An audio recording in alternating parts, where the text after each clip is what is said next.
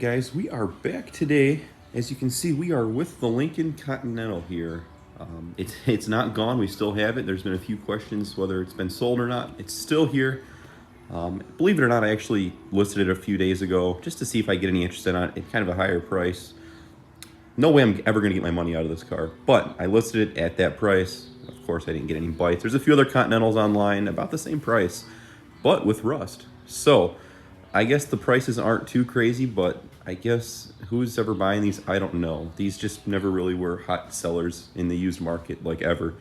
So with all that being said, the car has managed to stay. I'm not taking a dump and huge loss on it. I'd rather drive it and get my well used out of this thing. Like I said, we've put 10,000 miles on this since December. It's April. It's been sitting for about 2 months or so. So I figured now would be a great time to detail it and get it buffed out. See, it's pretty nice outside. And the car looks pretty good. It's been sitting in the garage for a while here, but it is starving for a buff. There's just some nicks throughout the car that could easily be taken out with the buffer. So I'm gonna go put you on the time lapse, and we're gonna see what we can do with this thing, because I think as it sits right now, it looks beautiful, but with a nice little gloss on it, it's gonna just pop. So we've had like a little rotation of cars for the last 2 months or so, and that's why this has been sitting, like I said. It's what it is. This car is always here. It starts up whenever I need it. I love driving this thing in traffic. It's super comfortable. It's got plenty of power. It just checks all the boxes. So with that being said, it's probably not going anywhere for a while. Like I said, we all know my little ordeal with this thing. I'm just too much into it to let it go. So I'd rather just drive it. So guys, let's go ahead and put you on the time lapse and get going here.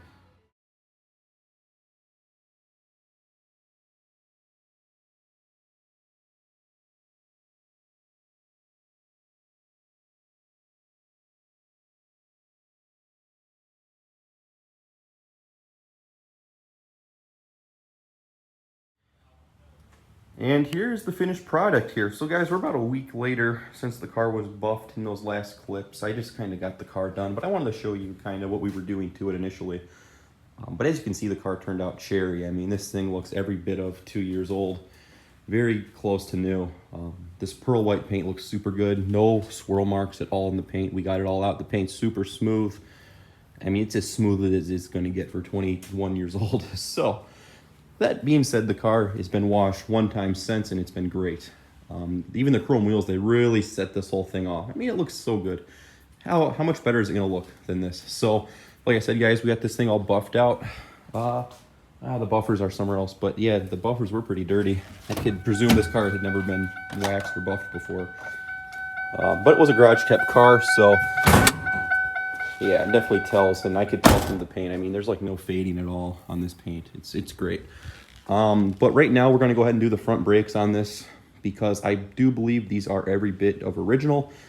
If it wasn't this, it was the Escape, but it was one of the two cars that had, or maybe two of the two, I can't remember. I rotated the tires about a month ago, and I think the brakes had those original clips that hold them on when they're going on the assembly line. So they are heat checked as well. As you can see, they need a good replacement. They vibrate, and they're just pretty bad on the highway. They grab still pretty good, but they're warped pretty bad.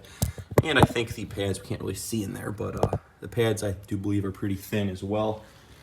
Hopefully not like the Escape. These aren't locked up, because I don't have, this is my only car, so I can't really go anywhere to get brake components. Say I need it, I'll probably get on a bike or something. But so we're gonna knock on some wood here and hope that our calipers will be able to be decompressed. So let's go ahead and get the hood popped and check out the brake fluid as well. I bet this fluid's original. It's probably pretty dark. Yeah, it's pretty dark, but I'm gonna try to suck as much of that out as I can, because I do have a lot of brake fluid. So we'll see what we can do though. But yeah, guys, I'll go ahead and show you what it looks like once we get the front tire off. All right, guys, as you can see, we got it all up in the air there. And this is what we are kind of left to begin with. So as you can see, they are pretty heat checked. I mean, you can see right where the pad is hitting it in the center.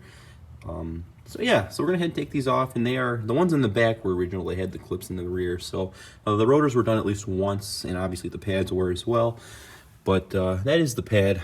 So it's really nice though, because these are standard bolts right here on the back of this. So no crazy like Torx bits or anything like that. So as far as I'm concerned, we need 2 sockets, and that's gonna be about it. And then we're obviously gonna put decompress the piston there. But I think it should go pretty forward. I don't see any clips holding this pad in, so yeah, they might just sit in there, but we will see.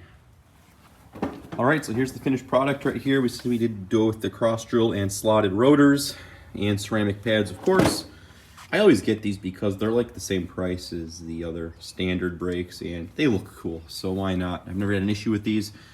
They're Detroit Axle brand as well, really good company to work with. But anyways, yeah, so that's what it is. That's what we got. Easiest brake job of my life. This took 5 minutes to do once I got the wheel off. I of course cleaned the caliper up. It went back super easy. These bolts were super easy to take off. Everything was just seamless here. This was like honestly the easiest brake job. I couldn't have got any more lucky, especially it's getting later in the day. Super nice. So yeah, what we got to do is go to the other side now, and I'm gonna put this wheel back on and throw it back together. But you see our tires in a pretty good shape as well. It's pretty much brand new. Chrome on it's really good. Even back here, there's just a little bit of pitting, but nothing notable. So I even had them put the wheel weights in the back of the wheels as well, just to keep that nice chrome interference free. They look super good though. But yeah, guys, there it is. I'm gonna go ahead and put this back together here. Probably go ahead and bleed out some brake fluid as well once we're all done here, at least as much as I can get out, and replace it with the new stuff. And just like that, we are done with the brakes here. So everything went really smooth as it could go. There's the new rotors as you saw.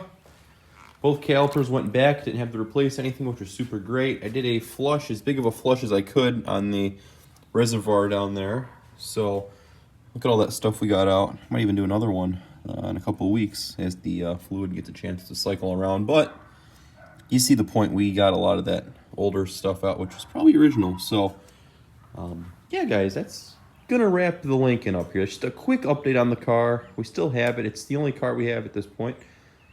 Something new might be coming soon, but who the hell's to know? So as usual, guys, thank you for watching, and we will talk to you all later.